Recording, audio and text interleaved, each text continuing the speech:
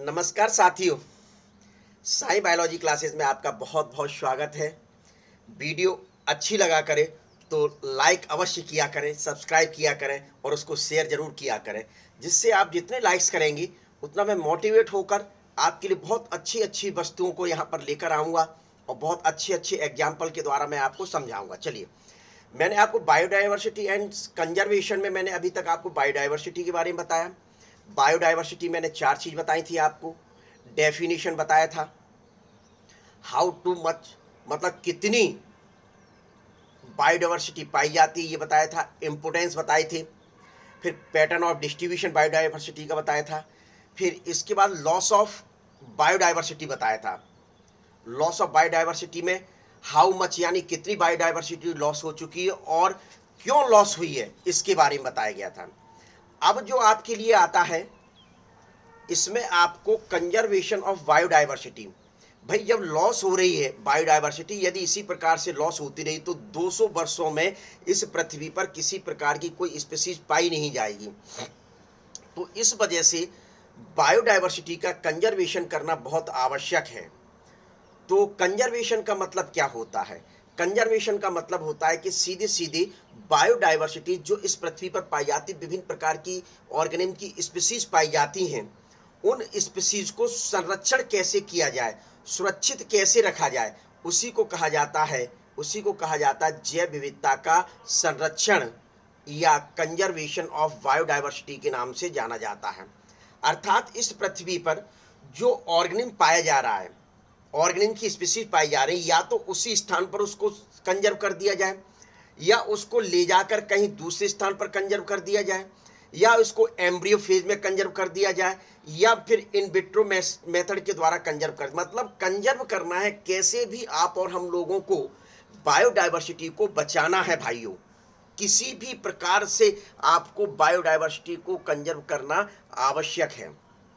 Biodiversity के conserve करने के लिए 3 प्रमुख बातें बताई गई।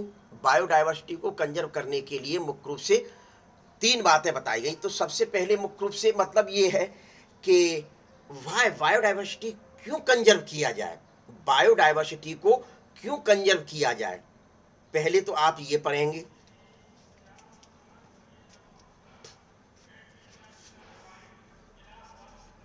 वाई, फिर पढ़ेंगे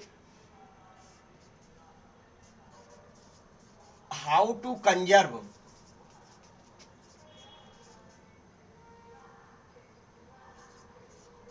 conserve of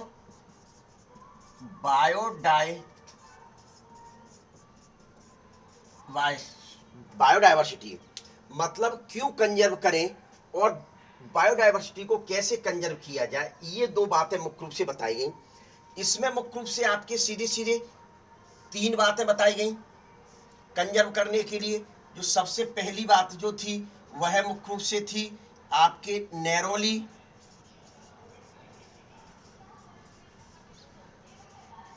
utilitarian.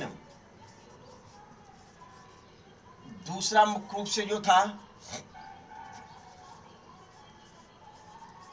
Broadly utilitarian, और तीसरा मुख्य रूप से जो बताया गया वह एथिकल। इस प्रकार से आपको मुख्य रूप से क्या करना है, कंजर्व करना है। क्या करना है, कंजर्व करना है। 3 बातें मुख्य रूप से भाई क्यों कंजर्व करना है, नैरोली यूटिलिटेरियन के अंतर्गत, ब्रॉडली के अंतर्गत और एथिकल के अंतर्गत मुख्य रूप से आपको बताना है कि आप और हम लोगों को इस वजह से कंजर्व करना है।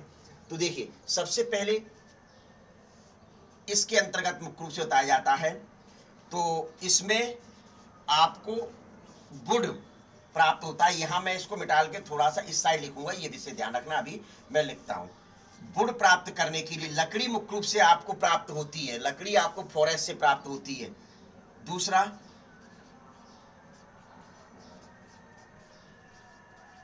कंस्ट्रक्शन मटेरियल प्राप्त होता है। क्या प्राप्त होता है, कंस्ट्रक्शन मटेरियल प्राप्त होता है। तीसरा, आपको फाइबर्स प्राप्त होती हैं, टेनिन्स प्राप्त होते हैं। क्या प्राप्त होते हैं, टेनिन्स प्राप्त होते हैं। रेजिन्स प्राप्त होता है, गम प्राप्त होता है। कहां से प्राप्त होता है? इसी स्थान से प्राप्त होता है। मेडिसिन मेडिसिन प्राप्त करती है, दवाइयां मुख्य रूप से पेड़ पौधों से प्राप्त करती हैं। जो जंगल में मुख्य रूप से फॉरेस्ट में जो प्लांट्स प्राप्त होते हैं उससे लकड़ी प्राप्त करते हैं, वुड यानी कंस्ट्रक्शन मटेरियल। आप और हम लोगों को जो घर वगैरह बनाने या अन्य कोई चीज बनाना, फैक्ट्री बनाना है, रेलवे लाइन बनाना है या अन्य कोई वस्तुओं को बनाना है, तो उसके लिए कंस्ट्रक्शन मटेरियल प्राप्त होता है, वह वहीं से प्राप्त होता है। तीसरा, फाइबर्स प्राप्त होते हैं, तो जंगलों से ही प्राप्त होते हैं। टेनिन्स प्राप्त होता है, रेजिन्स प्राप्त होता है, गम प्राप्त होता है और मेडिसिन प्राप्त होता है प्लांट से। एक चीज मैं आपको विशेष तौर पर मुख्य रूप से बताना चाहूंगा, मेडिसिन में 25%, कितना? 25% of medicine are based on plant. मतलब आपको जो मार्केट में जो मेडिसिन दवाई मिल रही है उसका 25% जो है वह पेड़ पौधों पर ही आधारित है, वह पेड़ पौधों पर ही आधारित होता है। लगभग मुख्य रूप से बताया जाता है कि 25,000 स्पीसीज ऑफ प्लांट मेडिसिन, मतलब 25,000 पौधों की, 25,000 स्पीसीज पेड़ पौधों की पाई जाती, जिससे कि आप मेडिसिन प्राप्त करते हैं। 25,000 पेड़ पौधों की स्पीसीज पाई जाती जिससे आप मेडिसिन मुख्य रूप से प्राप्त करते हैं। तो पहला पॉइंट होता है आपका नैरोली यूटिलिटेरियन। दूसरा मुख्य रूप से कौन सा आता है? इथिकल। अभी मैं मिटाल कर इधर लिखूंगा, इथिकल के बारे में बताऊंगा। देखिए, दूसरा जो आता है वह है आपका कौन सा था?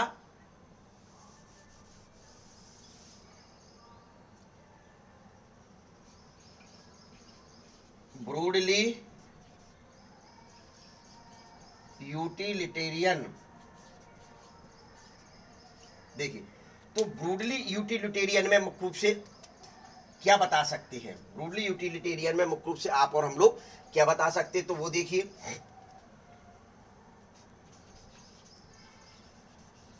थिंक ऑन विच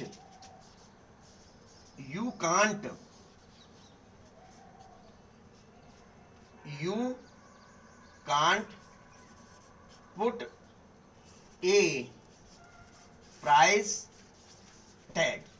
आप लोगों ने देखा होगा कि जो नेचुरल कंडीशंस में जो सोर्स आपको प्राप्त होते हैं, वहां किसी प्रकार का प्राइस टैग नहीं लगा रहता।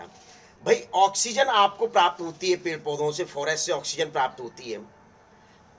अमेजन रेन फॉरेस्ट से ऑक्सीजन मुख्य रूप से प्राप्त हो रही है, विश्व को, वर्ल्ड को ऑक्सीजन वहीं से प्राप्त हो रही है। अब वो टैग लगा दिए भाई कि आपने मुख्य रूप से हमसे ऑक्सीजन प्राप्त की, ये ऑक्सीजन मुख्य रूप से इतनी प्राप्त हुई, एक रेट निकाल दिया भाई कि आपने आज दिनांक तक मुख्य रूप से इतनी पर ईयर, मतलब पर मिनट, पर घंटे, पर मंथ, पर ईयर निकालकर ये बिल थमा दिया जाए। तो क्या ऐसा होता है? बिल्कुल ऐसा नहीं होता। मतलब किसी प्रकार का प्राइस टैग नहीं पाया जाता। उसके बाद भी मुख्य रूप से आप उनको सुरक्षित नहीं करेंगे, यानी फ्री में आपको चीज मिल रही है, तो मुख्य रूप से उनको सुरक्षित करना बहुत आवश्यक है। पहली चीज तो ब्रूडली यूटिलिटेरियन में ये बताया जाए क्या प्राप्त होता है? ऑक्सीजन प्राप्त होता है। पॉलिनेशन की प्रक्रिया मुख्य रूप से होती है जो यहीं से होती है। फिर आपका बताया जाता है एस्थेटिक ब्यूटी। कहां से लाओगे सुंदरता? आपको फॉरेस्ट से मुख्य रूप से सुंदरता प्राप्त होती है। यही चीज है जो, कहां जाओगे आप घूमने, जब मुख्य रूप से फॉरेस्ट को आप नष्ट कर देंगे, कर दोगे, तो कहां जाओगे घूमने? अपने बच्चों को कहां दिखाने जाओगे? तो इस वजह से मुख्य रूप से ब्रॉडली यूटिलिटेरियन में आपको ये पढ़ना है। फिर आता है तीसरा चीज, एथिकल।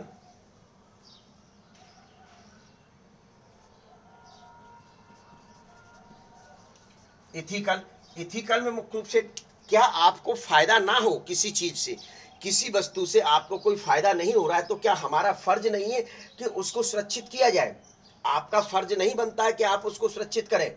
बिल्कुल सही बात है कि नहीं? Every species has an intrinsic value. क्या लिख दिया जाए यहां, लिख दीजिए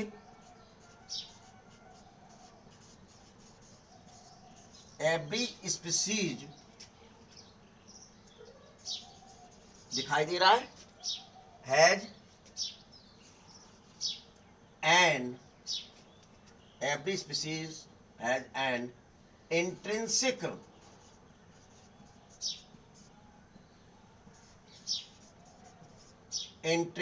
value and deserve to live। प्रत्येक स्पीसीज का हक है, यदि फायदा भी नहीं दे रही है, प्रत्येक स्पीसीज का हक है कि वह जीवित रहे, वह जीवित रहे। इस वजह से आपको सुरक्षा करना बहुत आवश्यक है, आपको उसको कंजर्व करना आवश्यक है। तो लिख दिया every species has an intrinsic value and deserve to live. जीने के लिए वह हकदार है कि मुख्य रूप से भले ही आपको फायदा नहीं मिल रहा है, लेकिन तब भी वह जीना चाहती है। यदि कोई फायदा मिले या ना मिले तो क्या हमें बचाना नहीं चाहिए? बिल्कुल बचाना चाहिए। क्यों नहीं बचाएंगे? तो इस प्रकार से आप वाय को कंप्लीट करते हैं। क्यों बचाना चाहिए? नंबर एक, नैरोली यूटिलिटेरियन। नैरोली यूटिलिटेरियन में आप सोचिए एक मुख्य रूप से आपको क्या क्या प्राप्त हो रहा है। एक बार अभी तक आपने क्या पढ़ा ये चीजें देख लीजिए। नैरोली यूटिलिटेरियन में लकड़ी आपने प्राप्त की, यानी वुड प्राप्त की, कंस्ट्रक्शंस मटेरियल आप प्राप्त कर रहे हैं, जो आप चीजों को बना रहे हैं वह मुख्य रूप से आपको कहां से प्राप्त हो रहा है? फॉरेस्ट से प्राप्त हो रहा है, नेचर से प्राप्त हो रहा है, फाइबर्स प्राप्त हो रहे हैं, टेनिन्स प्राप्त हो रहे हैं, रेजिन्स प्राप्त हो रहा है, गम प्राप्त हो रहा है, मेडिसन। मेडिसन सोचिए आपको मुख्य रूप से किसी प्रकार की कोई डिसीज होती है, किसी प्रकार की कोई बीमारी होती है, तो वह मुख्य रूप से जो दवाई प्राप्त होती है, 25% of medicine are based on plant, यानी कि टोटल मेडिसिन का 25%, टोटल मेडिसिन का 25% आपको जो है वह प्लांट के ऊपर ही बेस्ड है। और 25,000 प्लांट स्पीसीज ऐसी पाई जाती हैं जो मेडिसिन प्रोवाइड कराती है। तो इतना आपको नैरोली में। फिर आपको दूसरा पॉइंट कौन सा बताया था? ब्रूडली यूटिलिटेरियन। ब्रूडली यूटिलिटेरियन में क्या बताया जाता है? यहां से यहां तक कट कर दीजिए। Things of which can't put A price tag. आप जो भी फॉरेस्ट से प्राप्त करते किसी प्रकार का, नॉर्मल ह्यूमन बन के सोचिए, किसी प्रकार का कोई टैग लगा रहता है, प्राइस टैग। आप मार्केट में कोई चीज खरीदने जाते हैं, बिस्किट का पैकेट खरीदने गए, बिस्किट के पैकेट पर मुख्य रूप से 20 रुपए रेट डली है, आप 20 रुपए पे करके चले आते हैं। करके आते कि नहीं? आप सोप लेने जाते, साबुन लेने नहाने के लिए जाते, उस पर 40 रुपए रेट डली हुई है। टूथपेस्ट जो सुबह जगकर करते हैं उस पर मुख्य रूप से 80 रुपए रेट डली है, आप मुख्य रूप से उसको पे करके चले आते। यानी प्राइस टैग डली रहता है, प्राइस रेट उस पर डली रहती है, लेकिन इनके ऊपर प्राइस रेट नहीं है। आप फॉरेस्ट से मुख्य रूप से ऑक्सीजन को प्राप्त कर रहे हैं, फॉरेस्ट से ऑक्सीजन को प्राप्त कर रहे हैं, पॉलिनेशन के लिए प्रोसेसिंग मुख्य रूप से इसी के द्वारा मुख्य रूप से हो रही है। तब भी आप ये सोचिए, आप सोचिए उस पर किसी प्रकार की प्राइस टैग नहीं है, तो ये आप इस जगह सोचेंगे। फिर इथिकल कंडीशन में भाई आप संत बन जाइए। क्या बन जाए? संत बन जाएं। आप सोचें भाई मुझे ये कोई चीज फायदा नहीं दे रही है, मुझे इससे किसी प्रकार का कोई फायदा नहीं हो रहा है, लेकिन हमें तब भी उसको बचाना चाहिए। क्या हमको किसी प्रकार का कोई फायदा नहीं है, उसके बावजूद भी मुख्य रूप से उसको बचाना हमारे लिए बहुत आवश्यक है। Every species has an intrinsic value. Intrinsic value बिल्कुल शब्द ध्यान में रखें, आपका एनसीईआरटी कह रही है इसी प्रकार से। एवरी स्पीसीज, प्रत्येक स्पीसीज की एक इंट्रिंसिक वैल्यू है और वह डिजर्व करती है जीने के लिए, जीने के लिए मुख्य रूप से वह डिजर्व करती है। तो ये रीजंस हैं आपको मुख्य रूप से आपको एनवायरमेंट में, इकोसिस्टम में पाई जाने वाली प्रत्येक स्पीसीज को बचाना बहुत आवश्यक होता है। तो ले लीजिए जरा इसका एक स्क्रीनशॉट फोटो बच्चों, ले लिया? चलिए इसका आपने ले लिया। अब दूसरा आंसर आपको देना, how to conserve biodiversity. How to conserve biodiversity. चलिए अब मैं आपको बताता हूं किस प्रकार से बायोडायवर्सिटी को कंजर्व करना है। बायोडायवर्सिटी को किस प्रकार से आपको कंजर्व करना है। तो कंजर्व करने के लिए मुख्य रूप से, कंजर्व का मतलब होता है संरक्षण। बायोडायवर्सिटी को क्यों संरक्षित किया जाए वह मैंने अभी आपको बताया। अब कंजर्व कैसे किया जाए, संरक्षित कैसे किया जाए बायोडायवर्सिटी को, तो दो प्रकार की मेथड आती हैं। कितनी प्रकार की मेथड आती है? दो प्रकार की मेथड आती हैं। नंबर एक,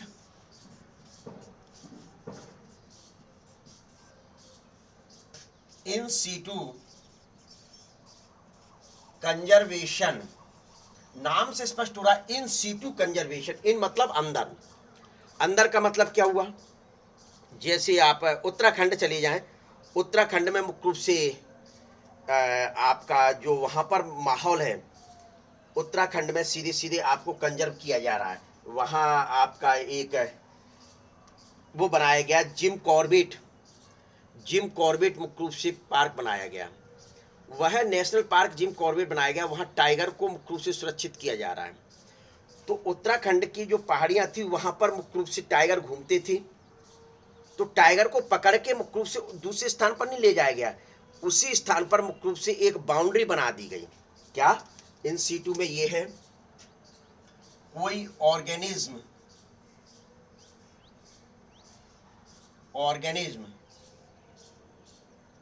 घूम रहा है ये, तो इसके चारों ओर, इसके चारों ओर उसी स्थान पर मुख्य रूप से क्या बना दें, बाउंड्री बना दें। उसी जगह उसको उठाया नहीं जा रहा है, उसी जगह मुख्य रूप से क्या किया जा रहा है, बाउंड्री बना दी जा रही। इसको क्या कहते हैं, इन सीटू कंजर्वेशन कहा जाता है। इसको क्या कहा जाता है बच्चों, इन सीटू। उसको उसी वातावरण में, उसी एनवायरमेंट में उसके चारों ओर सुरक्षा के लिए किसी प्रकार की बाउंड्री बना दी जाए, उसी को कह दिया जाता है इन सीटू कंजर्वेशन कहा जाता है। इन सीटू कंजर्वेशन में क्या क्या किया जाता है, कैसे सुरक्षित रखा जाता है, बायो डायवर्सिटी हॉट स्पॉट, कितना क्या कर दे, बायोडायवर्सिटी हॉट स्पॉट बना दे, यानी तप्त स्थल को, तप्त स्थल मुख्य रूप से बनाए जाए। तप्त स्थल से क्या तात्पर्य है, कोई गर्म थोड़ी है कि मुख्य रूप से 100 डिग्री सेंटीग्रेड, डिग्री सेल्सियस पाया जाता हो या 200 पाया जाता हो, उस जगह मुख्य रूप से हॉट मतलब गर्म, ये नहीं, कि जहां स्पीसीज बहुत अधिक पाई जाती हैं, जहां स्पीसीज मुख्य रूप से क्या होता है, बहुत अधिक पाया जाता है, उसको वहीं की वहीं मुख्य रूप से सुरक्षित कर दिया जाए। ऐसा एरिया जहां बहुत अधिक स्पीसीज मिलती हैं, एंडेमिक स्पीसीज, वहीं वह इवोल्यूट हुई है, वह किसी स्थान पर नहीं पाई जाती, एंडेमिक का मतलब होता है क्या, तो उनको मुख्य रूप से कहा जाता है हॉट स्पॉट। तो इस प्रकार से ये हॉट स्पॉट बना दिए जाए तो सुरक्षित किया जा सकता है।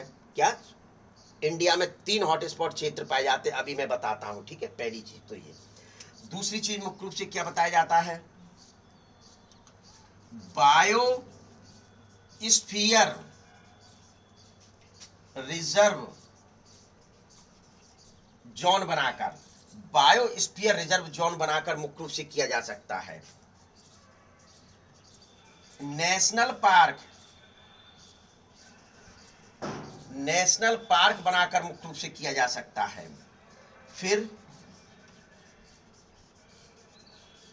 सेंचुरीज, नेशनल पार्क मतलब राष्ट्रीय उद्यान, इनको क्या कहा जाता है, राष्ट्रीय उद्यान, विशेष ध्यान रखें, इनको क्या कहा जाता है, सेंचुरीज को अभ्यारण्य, ज्यादा अंतर नहीं है इनमें मुख्य रूप से। पहली बात तो सेंचुरीज बना दिए गए। फिर एक आपकी एनसीईआरटी और कहती स्क्रेड ग्रुप्स बनाकर, इस प्रकार से आप इन सूची के अंतर्गत मुख्य रूप से सुरक्षित कर सकते हैं। ये तप्त स्थल हैं, ठीक है। तो अब मुख्य रूप से सबसे पहली बात तो ये हुआ, इसमें क्या क्या करते हैं, बायोडायवर्सिटी के अंतर्गत पढ़ लें।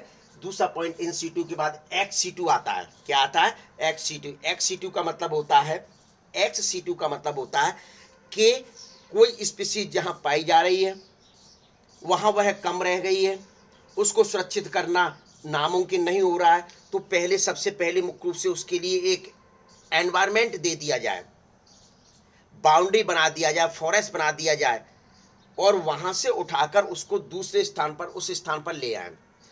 उस जगह कंजर्व नहीं किया गया, ये आप देख रहे हैं, उस जगह कंजर्व नहीं किया गया बच्चों। कंजर्व कहां किया जा रहा है, कि वहां से उठाकर दूसरे स्थान पर, जो उसके लिए प्रोटेक्ट एरिया बनाया गया, सुरक्षित एरिया बनाया गया, उस स्थान पर मुख्य रूप से क्या कर दिया जाए, सुरक्षित कर दिया जाए। उसको कहा जाता है एक्स सीटू कहा जाता है। उसको क्या कहा जाता है बच्चों, एक्स सीटू। तो एक्स सीटू के अंतर्गत मुख्य रूप से जूलॉजिकल पार्क रहेंगे।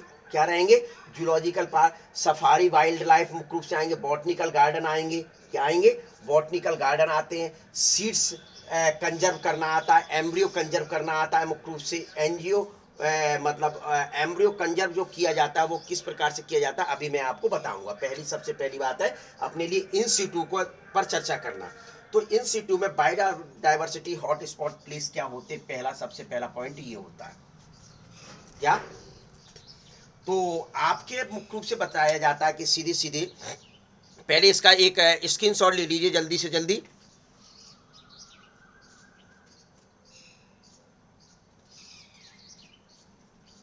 ले लिया। देखिए अभी तक IUCN ये कहती थी कि 25 हॉट स्पॉट एरिया पाए जाते हैं, हॉट स्पॉट्स एरिया पाए जाते हैं। अब ये कह रही है कि टोटल 9 बढ़ गए हैं इसमें, क्या तो 34, कितने 34 हॉट स्पॉट एरिया पाए जाते हैं। कितने पाए जा रहे हैं, 34 हॉट स्पॉट एरिया पाए जा रहे हैं, हॉट स्पॉट्स, जिसमें इंडिया में मुख्य रूप से 3 हॉट स्पॉट एरिया पाए जाते हैं। इंडिया में मुख्य रूप से कितने पाए जाते हैं, 3 हॉट स्पॉट। आपको क्या हॉट स्पॉट का मतलब, अच्छा हॉट स्पॉट का मतलब बच्चे पूछ रहे हैं कि क्या होता है, तो सुन लीजिए। हॉट स्पॉट मतलब कि ऐसा एरिया, ऐसा लिख लीजिए, ऐसा एरिया जहां बहुत अधिक स्पीसीज मिलती हैं, ऐसा एरिया जहां बहुत अधिक स्पीसीज मिलती हैं, यानी एंडेमिक स्पीसीज मुख्य रूप से पाई जाती हैं। जहां एंडेमिक का मतलब ऐसी स्पीसीज जहां वह इवॉल्व्ड हुई हैं, वह विकसित हुई हैं, वह दूसरे स्थान पर नहीं पाई जाती, उनको कहा जाता है एंडेमिक स्पीसीज। तो ऐसा एरिया जहां बहुत more biodiversities are found in this conserve that time, उसी समय मुख्य रूप से उनको क्या कर दिया, कंजर्व कर दिया जाए, तो उन एरियाओं को कहा जाता है हॉट स्पॉट। क्या कहा जाता है, हॉट स्पॉट। IUCN के अकॉर्डिंग 25 हॉट स्पॉट वर्ल्ड में हैं थे, लेकिन 9 हॉट स्पॉट और बढ़ गए, तो कितने हो गए, 34 हॉट स्पॉट हो गए। कितने हो गए बच्चों, 34 हॉट स्पॉट हो गए। इंडिया में कितने पाए जाते हैं, 3 पाए जाते हैं। ये जो हॉट स्पॉट है, ये हॉट स्पॉट जो है मुख्य रूप से टोटल लैंड का the less than 2% area of world,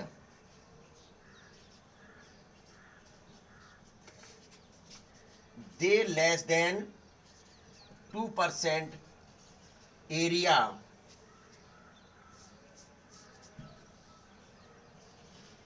of world. World में जितनी जमीन पाई जाती है, जितनी धरती पाई जाती है, उसका मात्र 2% से भी कम है। कितना, 2% से भी एरिया हॉट स्पॉट का कम है। पहली चीज तो आप ये ध्यान में रख लें, ये पूछा जा सकता है बच्चों, पूछा जा सकता है कि कितना एरिया हॉट स्पॉट कवर करती है, तो वह कितना करती है, 2%। जबकि इंडिया में मुख्य रूप से कितना पाया जाता है, 3 हॉट स्पॉट पाए जाते हैं। तो 3 हॉट स्पॉट मुख्य रूप से कौन कौन से हैं वह देख लीजिए आप। क्या इंडिया में पाए जाने वाले हॉट स्पॉट कौन से हैं वह मुख्य रूप से देख लीजिए। तो इंडिया में जो हॉट स्पॉट पाए जाते हैं, नंबर 1 हिमालय, जो ऋषि मुनि का एरिया है, ऋषि मुनि जहां जाकर मुख्य रूप से तपस्या करते हैं, क्या हिमालयों पर, मतलब हिमालयों की जो पहाड़ी है वहां मुख्य रूप से जो पाए जाते हैं वह हिमालय यानी ऋषि मुनि का जो एरिया है उसमें। दूसरा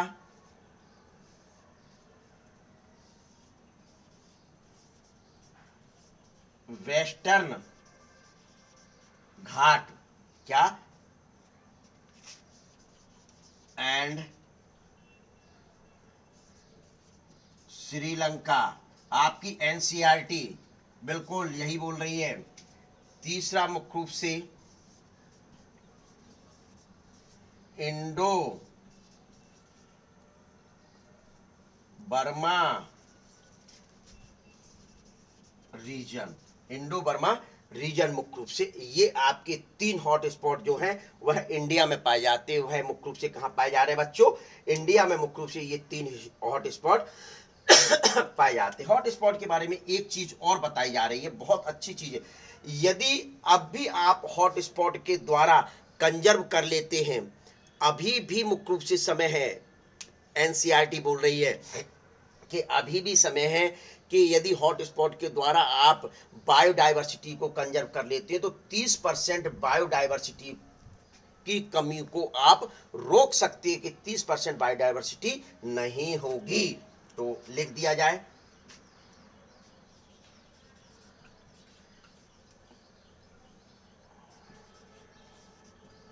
put their conservation lead to reduction of biodiversity loss 30%। आपकी एनसीईआरटी बिल्कुल ये कह रही है, put their conservation lead to reduction of biodiversity loss 30%। यदि अभी भी समय है कि आप बायोडाइवर्सिटी को हॉटस्पॉट के माध्यम से कंजर्व कर दें तो 30% बायोडाइवर्सिटी की कमी को रोक सकते हैं, 30% की कमी को रोका जा सकता है। तो ये आपका क्या होता है बच्चों, first point, biodiversity hotspot area. Biodiversity hotspot area एक बार सुन लीजिए क्या होता है। ऐसा क्षेत्र जहां बहुत अधिक ऑर्गेनिक स्पीसीज पाई जाती हैं, ऑर्गेनिक स्पीसीज पाई जाती हैं, उस एरिया को हॉटस्पॉट कहा जाता है। अर्थात एंडेमिक स्पीसीज पाई जाती हैं, एंडेमिक स्पीसीज का मतलब जो जिस प्लेस पर पाई जाती है किसी दूसरे प्लेस पर वह नहीं मिल सकती, उन एरिया को क्या कह देते हैं, हॉटस्पॉट एरिया कहते हैं। अर्थात उनको वहां सुरक्षित की करना आवश्यक है। अब अपनी आयुषीएन क्या बोल रही है, अब अपना आयुषीएन का मतलब आप समझते हैं, international union for conservation of nature and natural resources. इसको मैं बार बार क्यों बता रहा हूं, हो सकता है आपके प्रत्येक स्टेट के एग्जाम में मुख्य रूप से ये क्वेश्चन रखा हुआ है और नहीं तो नीट में मुख्य रूप से रखा हुआ है, इस वजह से मैं इसकी फुल फॉर्म बता रहा हूं, international union for conservation of nature and natural resources. ये कह रहे हैं कि 25 हॉटस्पॉट पाए जाते थे, जिसमें मुख्य रूप से 9+ फिर कर दिए गए, क्या 9+ कर दिए गए, तो टोटल कितने हो गए 34 हॉटस्पॉट।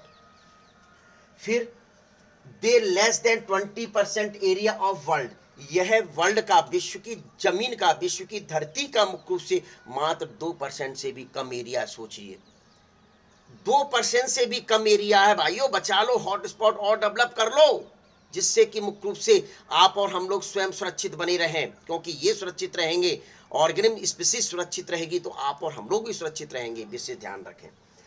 इंडिया में मुख्य रूप से मात्र 3 पाए जाते हैं, इनको ध्यान में रख लीजिए। नंबर 1 हिमालय, ऋषि मुनि जहां तपस्या करते हैं वहां मुख्य रूप से एक हॉटस्पॉट बनाया गया है। दूसरा वेस्टर्न घाट, अरे भैया घाट घट कर दिया, घाट की spelling GHAT, Ghat, and Sri Lanka वाला जो एरिया वहां। तीसरा इंडो बर्मा रीजन्स में मुख्य रूप से पाया जाता है, पहली बात। फिर कह रहे हैं कि यदि अभी भी समय है, आपके पास अभी बहुत टाइम है, यदि आपको 30% बायोडाइवर्सिटी लॉस को रोकना है, रिडक्ट करना है, तो हॉटस्पॉट मुख्य रूप से कंजर्व, हॉटस्पॉट के माध्यम से कंजर्व कर सकते हैं। तो ये मुख्य रूप से आपका क्या होता है, फर्स्ट पॉइंट हॉटस्पॉट। जरा ले लीजिए एक सुंदर सा फोटो या स्क्रीनशॉट ले लीजिए, चलिए ले लिया। तो अब मैं इसको मिटाने जा रहा हूं, तो चलिए देखिए मिटाल दिया मैंने। देखिए कैसे मिटाला जाता है, इस प्रकार से आपको मिटालना है। ये लीजिए, मिटाल दिया। ये नहीं मिटालूंगा, ये एक एक पॉइंट क्लियर करके होता चलेगा, इस वाला एरिया को नहीं मिटालना है। अब आपके पास आता बायोस्फीयर रिजर्व। क्या आता है, बायोस्फीयर रिजर्व। बायोस्फीयर रिजर्व यानी बायोस्फीयर के अंदर नेशनल पार्क हो सकते हैं। पहली बात तो आप ये ध्यान में रख लें, क्या क्या ध्यान में रख लें, मतलब क्या होते बायोस्फीयर, प्राकृतिक रूप से कम प्रभावित,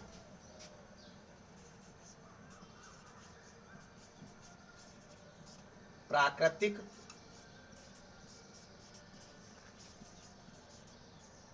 कम से कम प्रभावित, मतलब बहुत कम प्रभावित होते हो, मानव द्वारा रूपांतरित व अवनित, मानव द्वारा रूपांतरित यानी कि व अवनत यानी डिग्रेड क्षेत्र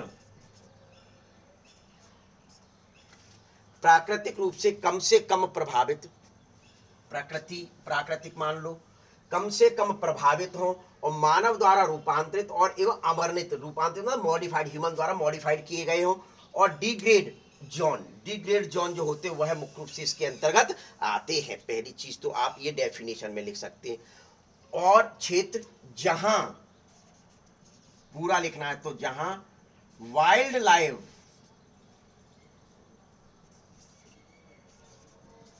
यानी वन्य जीव को सुरक्षित किया जाता है, वह एरिया क्या कहलाता है? बायोस्फीयर कहलाता है। क्या कहलाता है? बायोस्फीयर। पहली चीज तो आपको ये ध्यान में रखना है, ठीक है। दूसरा, एनसीईआरटी के अकॉर्डिंग टोटल बायोस्फीयर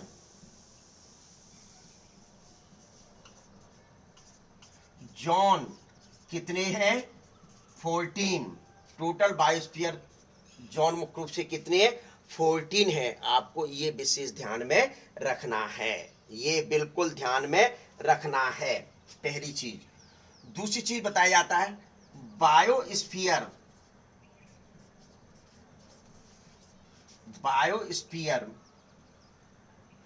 में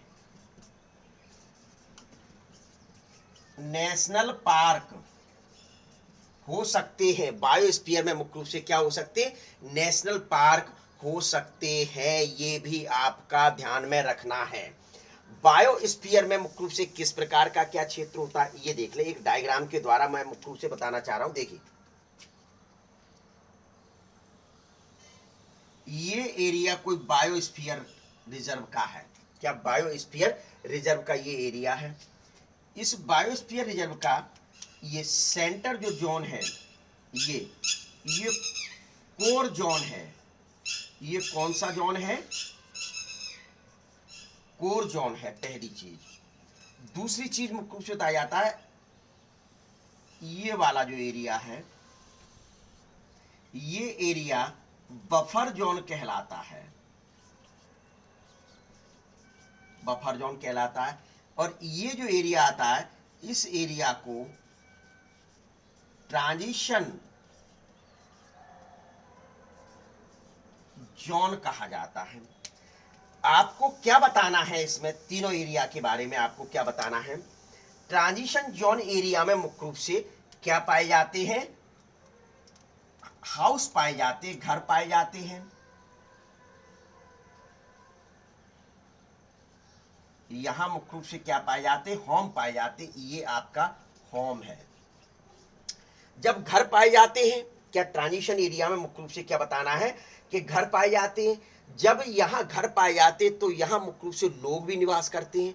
तो यहां जो लोग निवास करते हैं वह आदिवासी जो लोग होते हैं, आदिवासी पीपल, ट्राइबल पीपल जो होते हैं, वह निवास करते हैं।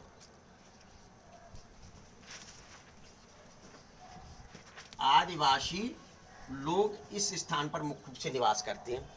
ये लोग जो यहाँ निवास करते हैं, यानी ट्रांजिशन एरिया में होम पाए जाते हैं, ये यहाँ निवास कर रहे हैं। तो ये यहाँ निवास करते हैं, तो लकड़ी वगैरह के लिए, क्या लकड़ी वगैरह के लिए मुख्य रूप से ये इस एरिया में बफर जोन में मुख्य रूप से जाकर लकड़ी को कलेक्ट करते हैं। तो दूसरे नंबर का मुख्य रूप से कौन सा जोन है? Buffer zone. तो बफर जोन में क्या बताया जाता है?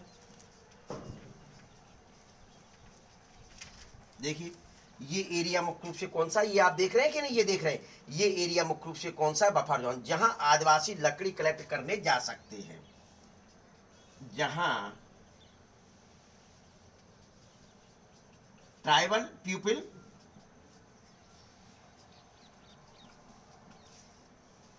वुड कलेक्ट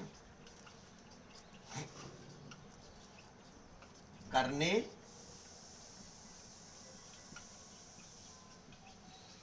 जा सकते हैं। क्या करने? वुड कलेक्ट रूप से करने जा सकते हैं। तीसरा जोन आप देख रहे हैं रेड वाला, बिल्कुल रेड मैंने बनाया है, जिसको कोर जोन कहा जा रहा है। बच्चों दिखाई दे रहा है? दिखाई दे रहा है। कोर जोन कहा जाता है। तो ये कोर जोन मुख्य रूप से क्या होता है कि कोर जोन है मतलब यह प्राकृतिक व कम से कम प्रभावित क्षेत्र है। प्राकृतिक व कम से कम प्रभावित क्षेत्र है जहां नॉर्मल ह्यूमन का प्रवेश बंद है। रेड मैंने क्यों बनाया है? रेड खतरे की झंडी होता है कि नहीं? इसी एरिया में मुख्य रूप से मुख्य रूप से वाइल्ड लाइफ का जीवन है। तो स्वाभाविक है यहां नॉर्मल ह्यूमन का प्रवेश बंद है। नॉर्मल ह्यूमन का प्रवेश क्या है? बिल्कुल बंद है। आप और हम लोग नहीं जा सकते। तो फिर कौन जाएगा? कौन जाएगा वहां? उस एरिया में जो लोग काम करते हैं, सर्विसमैन लोग जो हैं, सर्विसमैन लोग हैं इस एरिया को सुरक्षित रखने के लिए, जिनका दायित्व है, वही लोग मुख्य रूप से सिर्फ इसमें जा सकते हैं। कोर जोन में सिर्फ वही लोग जा सकते हैं। क्या? इस एरिया में बाहरी लोगों का जाना प्रतिबंध है। जो वहां काम करते हैं वही लोग जा सकते हैं। तो इस प्रकार से आपको मुख्य रूप से इसके बारे में बताना है। अब सर्वप्रथम जो बायोस्फीयर रिजर्व जोन है, चर्चा कहां हुई थी, ये चीज सुन लीजिए, बहुत महत्वपूर्ण। सर्वप्रथम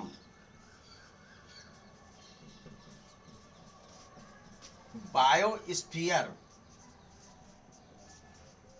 रिजर्व जोन मुख्य रूप से जो यूनेस्को था, यूनेस्को द्वारा 1971 में, 1971 में, लिख लीजिए, यूनेस्को में 1971 में, यूनेस्को 1971, 1971, बच्चों कितना? 1971, 1971 में मैन ऑफ बायोस्फीयर प्रोग्राम के अंतर्गत प्रारंभ किए गए। मैन ऑफ बायोस्फीयर प्रोग्राम, दिखाई दे रहा है? दिखाई दे रहा है। चलिए,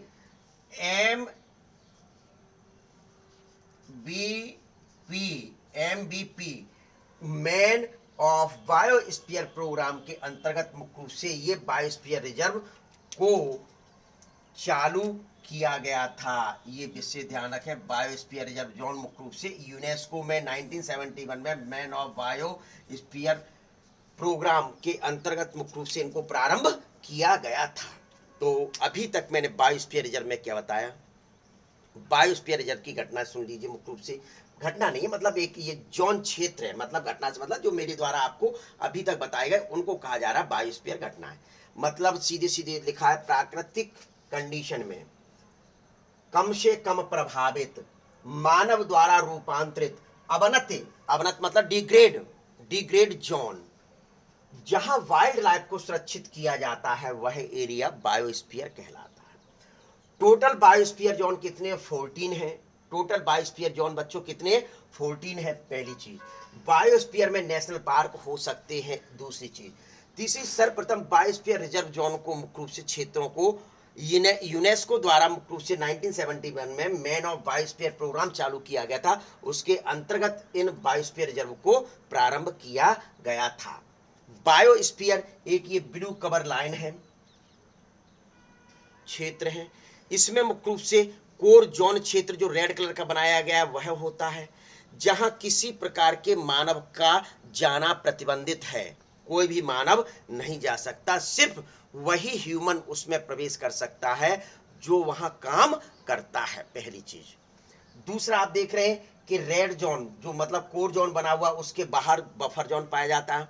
इस बफर जोन में जो बायोस्फीयर में जो घर बने होते हैं, अर्थात ट्राइबल्स के जो होम होते हैं, आदिवासी लोगों के जो होम होते हैं, तो उसमें रहने वाले लोग लकड़ी वगैरह कलेक्ट करने जा सकते हैं। ये तीसरा, ट्रांजिशन जोन मतलब जहां होम बने होते हैं और आदिवासी लोग रहते हैं, उसको ट्रांजिशन जोन के नाम से जाना जाता है।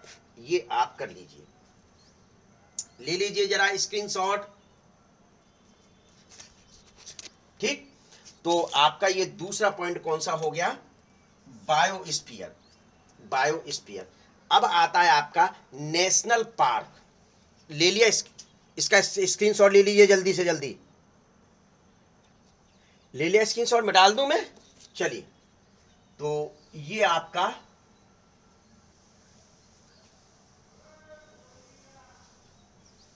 दूसरा जो पार्ट था बायोस्फीयर का। बायोस्फीयर की लिस्ट यदि कहीं मिल जाए तो आप रट लेना, नहीं तो उससे गूगल से निकाल के आप रट लेना, ठीक है। अब आता है तीसरा पॉइंट, नेशनल पार्क। तीसरा पॉइंट कौन सा आता है, नेशनल पार्क। तो इसको मैं यहां ले जाऊं, ये नेशनल पार्क है। तो नेशनल पार्क मुख्य रूप से क्या होती है कि मतलब सीधे सीधे सबसे पहली बात तो है कि इनकी संख्या को बताना।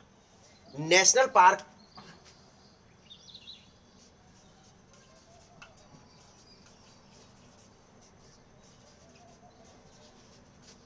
कितने हैं, 19 है आपकी एनसीईआरटी के अकॉर्डिंग। कितने हैं, 19 नेशनल पार्क मुख्य रूप से पाए जाते हैं, पहली चीज। दूसरी चीज, ह्यूमन इंटरफेरेंस नहीं होता है। मतलब ह्यूमन का इस क्षेत्र में किसी प्रकार का कोई आना जाना नहीं है कि ह्यूमन सोचे कि हम ऐसा कर लें, हम वैसा कर लें, ये कर लें, वो कर लें, इसको सुधार दें, उसको सुधार दें, इसको अपने घर ले। ऐसा कहीं कुछ नहीं होता है नेशनल पार्क में, पहली चीज। अब तो फिर ये सेंचुरीज क्या होती हैं, यही देख लीजिए। सेंचुरीज लगभग 448 की संख्या में सेंचुरीज पाई जाती हैं। कितनी पाई जाती, 448। नेशनल पार्क और सेंचुरीज में क्या अंतर होता है, नेशनल पार्क और सेंचुरीज में कोई ज्यादा अंतर नहीं होता है। वहां मुख्य रूप से एनिमल को सुरक्षित किया जाता है, सारी चीजें मुख्य रूप से होती हैं। क्या एनिमल को सुरक्षित करना है, जो करना है वो वही होती है। अभ्यारण्य में भी मुख्य रूप से वही चीज होती है। बस केवल अंतर ये है कि for a particular species are conserve in this area, मतलब एक पर्टिकुलर स्पीसीज को कंजर्व किया जाता है सेंचुरीज में, अभ्यारण्य में। दूसरी चीज, ह्यूमन का थोड़ा बहुत इंटरफियरेंस होता है, ह्यूमन प्रतिबंधित पूर्ण रूप से नहीं होता है सेंचुरीज में, ये ध्यान में रखना है। मेन जो डिफरेंस है इसमें, इंटरफियरेंस नेशनल पार्क में नहीं होता है, जबकि सेंचुरीज यानी अभ्यारण्य में मुख्य रूप से इनका इंटरफेरेंस यानी कि प्रतिबंधित नहीं होता है। ह्यूमन आ जा सकता है, मतलब आ जाने से मतलब वहां कुछ थोड़ा बहुत सुधार कर सकता है। तो ये चीज मुख्य रूप से बताई जाती है। अब सबसे पहली बात तो मुख्य रूप से ये हुआ, तो कौन कौन से मुख्य रूप से पाए जाते हैं, क्या मैं एक दो के नाम ले दूं। जिम कॉर्बेट नेशनल पार्क, लिख लीजिए, Jim Corbett.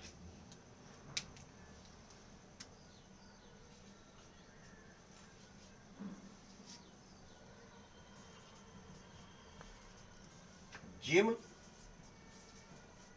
Corbett national park Uttarakhand में पाया जाता है। कहां पाया जाता है, जिम कॉर्बेट उत्तराखंड में पाया जाता है। इतना आप ध्यान में रखना है, ये विषय ध्यान में रख लीजिए। दूसरा, गिर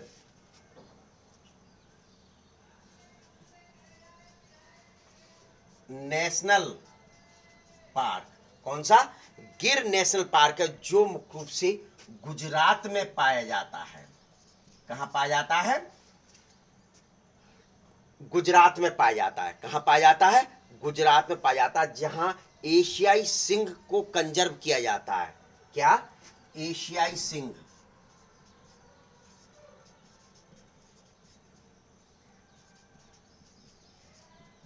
सिंह को कंजर्व किया जाता है। क्लियर, पहली चीज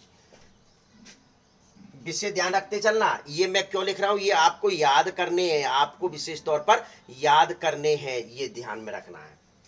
फिर काजीरंगा आपका अगला कौन सा आता है, ये कहां पाया जाता है, आसाम में। कहां पाया जाता है, आसाम में। और यहां राइनो सिरोस को विशेष रूप में कंजर्व किया गया है, राइनोसिरोस को विशेष रूप से कंजर्व किया जाता है। फिर अगला कान्हा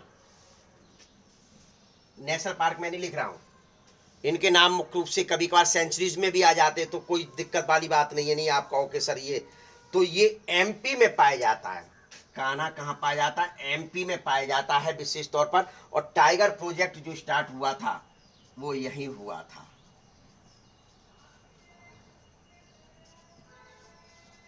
ठीक है। फिर बांधवगढ़, अगला लिख लीजिए, बांधवगढ़ भी एमपी के शहडोल में पाया जाता है।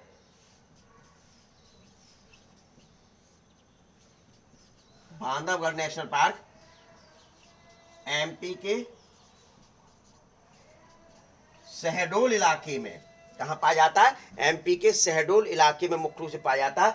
और विश्व प्रसिद्ध सफेद बाघ सर्वप्रथम इसी पार्क में खोजा गया था। विश्व प्रसिद्ध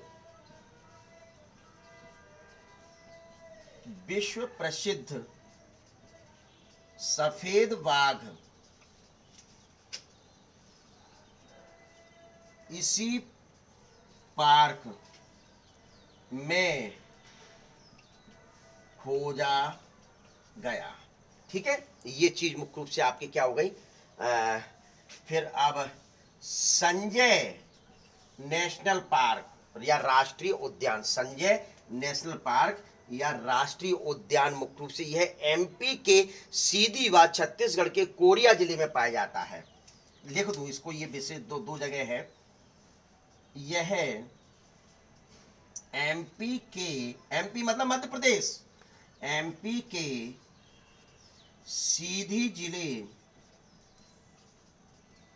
व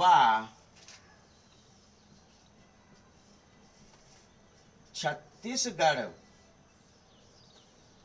के कोरिया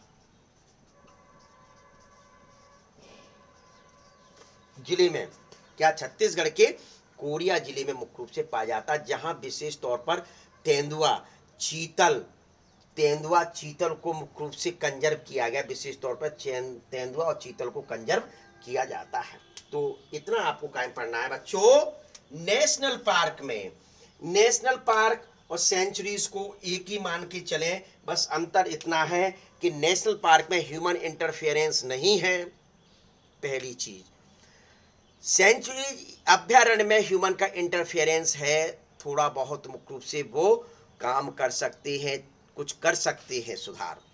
तो ये इनकी संख्या 90 होती है नेशनल पार्क की, जबकि सेंचुरी अभ्यारण्य जो तीसरा पॉइंट है, जो ये वाला पॉइंट है, इसको मैं बता नहीं रहा हूँ, इनकी संख्या मुख्य रूप से जो होती है कितनी होती है? 448, यानी कि 448 संख्या होती है। कितनी होती है? 448 संख्या में मुख्य रूप से ये पाए जाते हैं। तो जरा इसका एक सुंदर सा स्क्रीनशॉट बच्चों ले लीजिए। आप ले लिया स्क्रीनशॉट? मिटा दूं क्या? एक बार फिर से बता दूं? चलिए सुन लीजिए। नेशनल पार्क और सेंचुरीज एक जैसे ही क्षेत्र होते हैं कंजर्व करने वाले। नेशनल पार्क में ह्यूमन का इंटरफेरेंस नहीं होता है, सेंचुरीज में ह्यूमन का इंटरफेरेंस होता है। सेंचुरीज में for a particular species conserve की जाती है, पहली बात। इनकी संख्या, नेशनल पार्क की संख्या 90 होती है, जबकि सेंचुरीज की संख्या 448 यानी 448 होती है। ठीक है। जिम कॉर्बेट नेशनल पार्क पहला बताया गया, उत्तराखंड में पाया जाता है। गिर नेशनल पार्क दूसरा बताया गया, गुजरात में पाया जाता है। काजीरंगा नेशनल पार्क आसाम में पाया जाता है। कान्हा एमपी में पाया जाता है। बांधवगढ़ एमपी में पाया जाता है। संजय मुख्य रूप से यह एमपी के सीधी जिले व छत्तीसगढ़ के कोरिया जिले में पाया जाता है। तो 1 2 3 4 5, ये चाहे आपके प्रमुख अभ्यारण्य पूछ लिए जाए या सेंचुरी मतलब नेशनल पार्क पूछ लिए, ये लिख देना जाके, कोई समस्या नहीं है, सब सही हो जाएगा, राइटिंग में आता है तो। ठीक है। तो पहली बात तो ये, इनको आप ले लीजिए स्क्रीनशॉट। अब आपके पास बचता है पांचवा पॉइंट। आपका पांचवा पॉइंट में मुख्य रूप से देख लीजिए क्या लिखा हुआ है। स्क्रेड ग्रुप्स, क्या स्क्रेड ग्रुप्स मुख्य रूप से जो आपको लिखा हुआ वह है इसके अंतर्गत मुख्य रूप से बताना है। तो देख लीजिए, मिटा लूं इसको? चलिए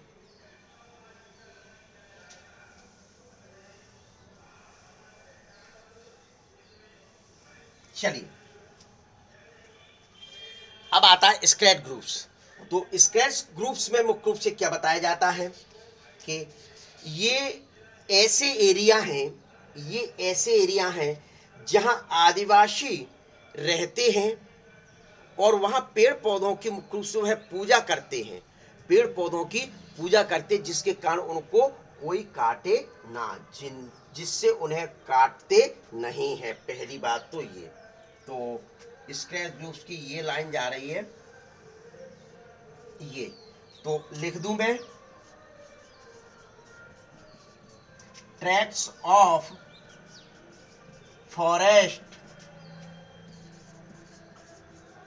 where all trees,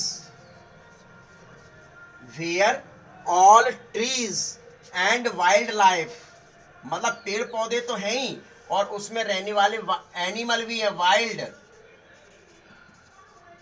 life are वेनेरेटेड।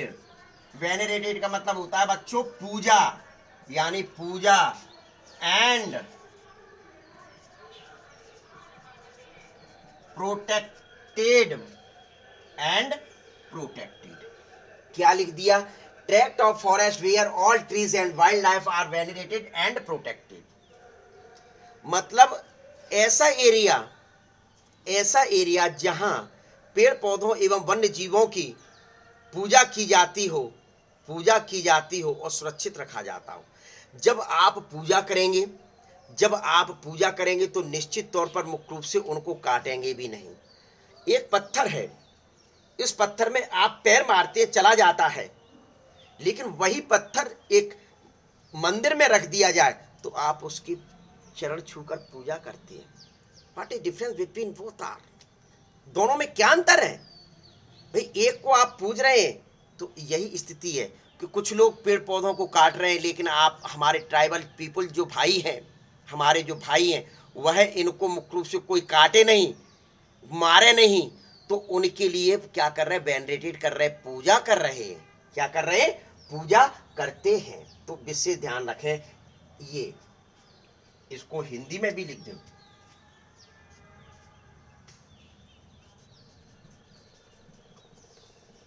सामान्यतः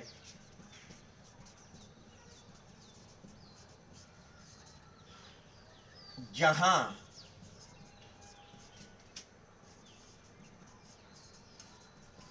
आदिवासी भाई लोग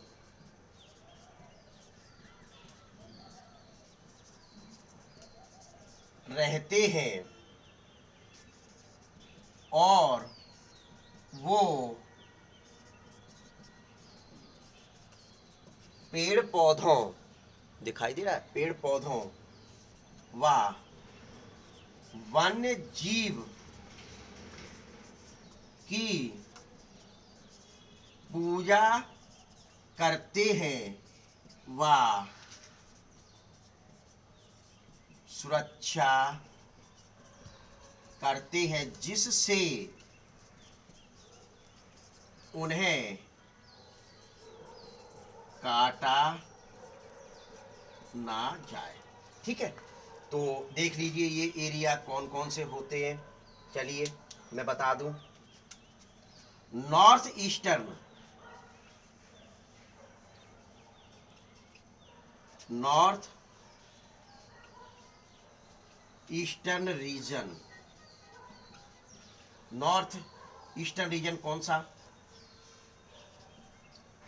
खासी एंड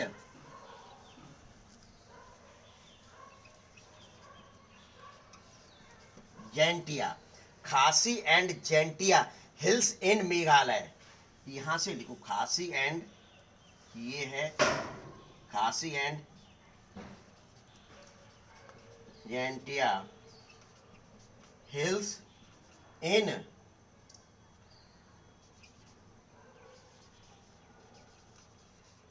मेघालय। ठीक है, पहला एरिया। दूसरा area western Ghat, of Karnataka and Maharashtra, Karnataka and Maharashtra, ठीक है। तीसरा मुख्य रूप से सरगुजा, चांडा एंड बस्तर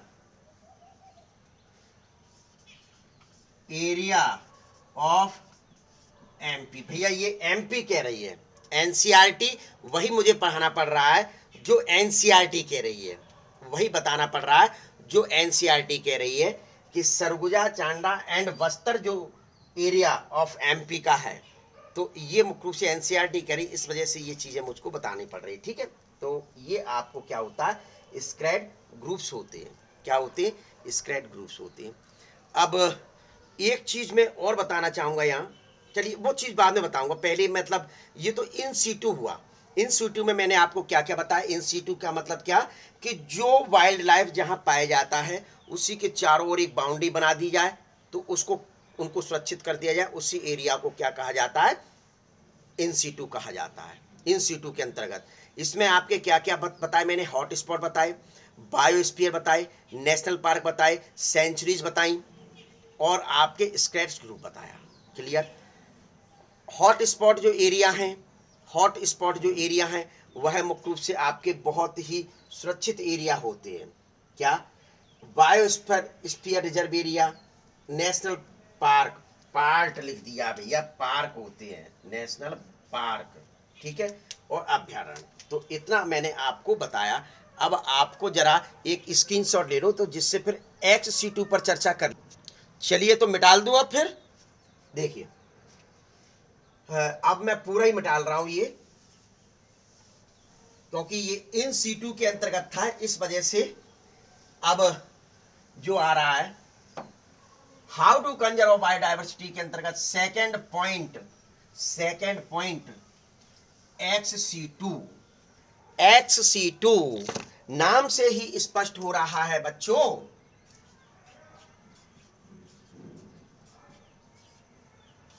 XC2 यानी ऐसा एरिया जहां बाहर से लाई गई स्पीसीज को सुरक्षित किया जाता है। ऐसा एरिया जहां बाहर से लाई गई स्पीसीज को सुरक्षित किया जाता है उसको कहा जाता है XC2। भाई किसी स्थान पर बहुत कम स्पीसीज पाई जा रही हैं, रह गई हैं, वह विलुप्ति के कगार पर खड़ी हुई हैं। अब जब तक उनको वहां उस एरिया में कंजर्व किया जा रहा है तो बहुत खतरनाक है, पता चले वो भी विलुप्त हो गई। तो इस वजह से क्या किया जाता है कि आपको पता है कि इस एरिया में ये जाति समाप्ति पर है, तो उससे पहले मुख्य रूप से कुछ सुरक्षित एरिया बना लिए जाते हैं और उन सुरक्षित एरिया में उस विलुप्त होने वाली स्पीसीज को लाकर मुख्य रूप से कंजर्व कर दिया जाए, सुरक्षित कर दिया जाए। तो उन्हीं एरिया को क्या कहा जाता है, XC2 कहा जाता है। क्या कहा जाता है बच्चों, XC2 कहा जाता है। तो XC2 के अंतर्गत क्या क्या आते हैं, पहले तो ये देख लीजिए,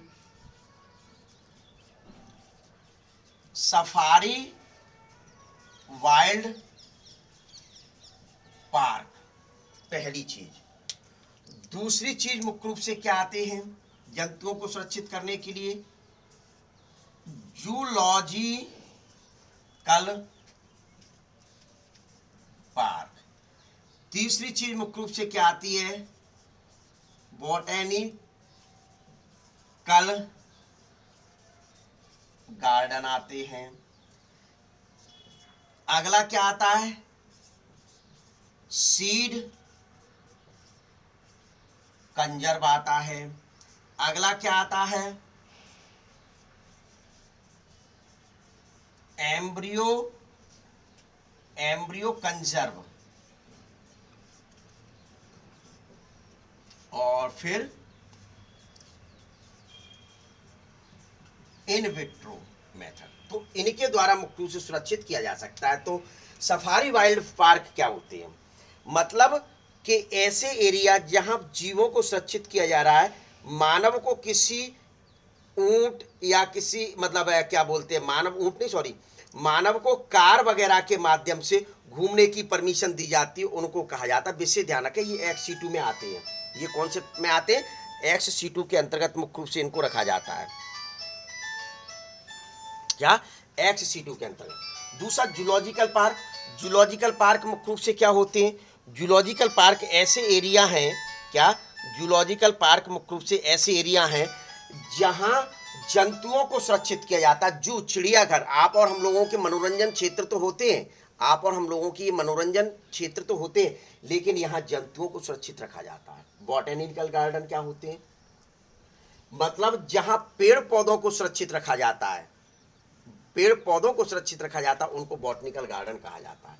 सीड कंजर्व, अब आपको पता है, अब आपको ये पता है कि ये एरिया मुख्य रूप से मतलब ये ऑर्गेनिज्म, ये प्लांट स्पीसीज समाप्त होने वाली है, ये प्लांट स्पीसीज मुख्य रूप से समाप्त होने वाली है, तो उसमें क्या कर दिया जाए कि सीधे सीधे उनके सीड सुरक्षित रख लो और उनको मुख्य रूप से बाद में ग्रो करा दिया जाए, तो उस को क्या कहा जाता है? Seed conserve.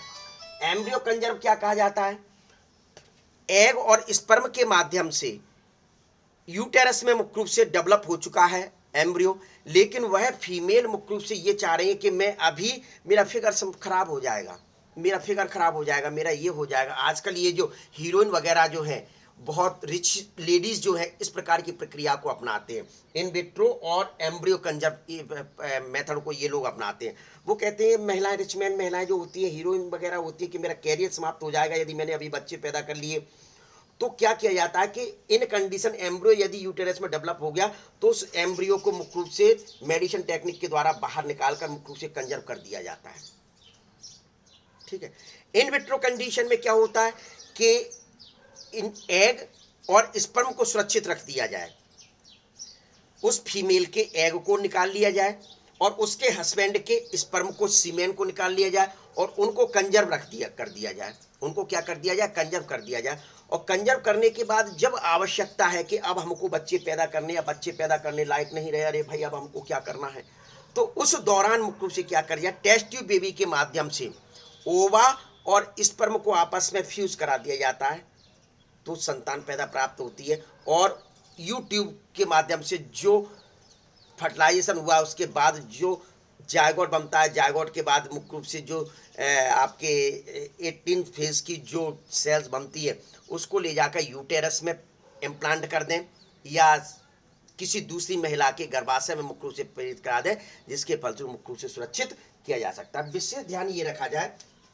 एम्ब्रियो जो कंजर्व मेथड है, यह क्रायो प्रिजर्वेशन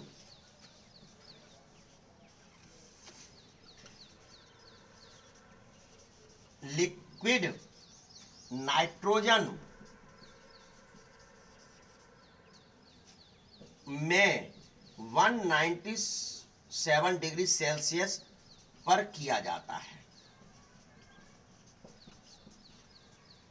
ये वाले। तो इतना आपको काय में पढ़ना है, इसमें पढ़ना है। ठीक है। अब एक दो शब्द और बताने इसमें। समिट हुई थी, क्या हुई थी? समिट।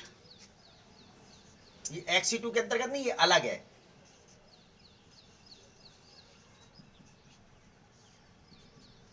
पहली समिट हुई थी अर्थ समिट के नाम से जिसको जाना जाता है।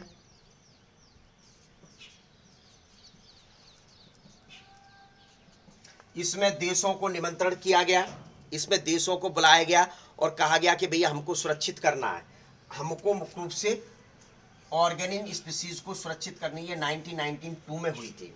क्या? 1992 में हुई थी। ब्राजील के रियो डी जेनेरो एरिया क्षेत्र है, Rio de Janeiro,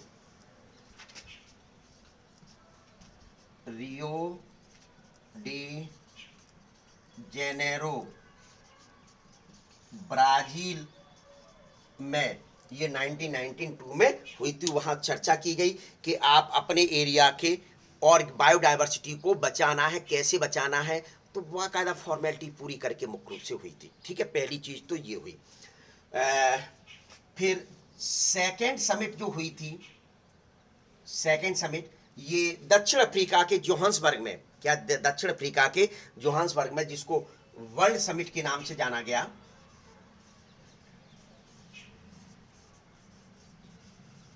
world summit के नाम से जाना गया, और ये हुई थी 2002 में, 2002 में, क्या 2002 में मुख्य रूप से हुई थी। On sustainable development summit, on sustainable development हुई थी 2002 में, और दक्षिण अफ्रीका, साउथ अफ्रीका के जोहान्सबर्ग में,